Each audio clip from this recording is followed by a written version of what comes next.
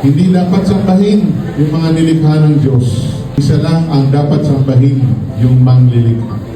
So, pag hindi nga lang ang puso natin napunta sa tamang pagsamba, mapupunta tayo sa pagsamba ng mga bagay-bagay. So, akala natin passion lang yon, hilig lang yon. Pero totoo, gina-worship na ang tao kasi nilikha ng Diyos para sumamba.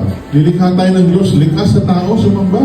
Kaso pag hindi siya sumamba sa totoong Diyos, sasabahin niya yung mga bagay-bagay, idols, tao, gusto pera. Hindi naman namin sinasamba ang pera. Hindi naman namin sinasamba itong bagay nito. Okay, sige. I-surrender mo nga kay Lord yan. Ay, hindi. Sabado lang naman ako nagsasabado nights. Linggo, araman ko kay Lord. Pero Sabado lang ako namin. Gamay lang man ni Lord. Gamay, pero kung hindi mo mahatag kay Lord, meaning to say, dako na lang sa inyo. Hello? Ibig sabihin, sinasamba mo na yan.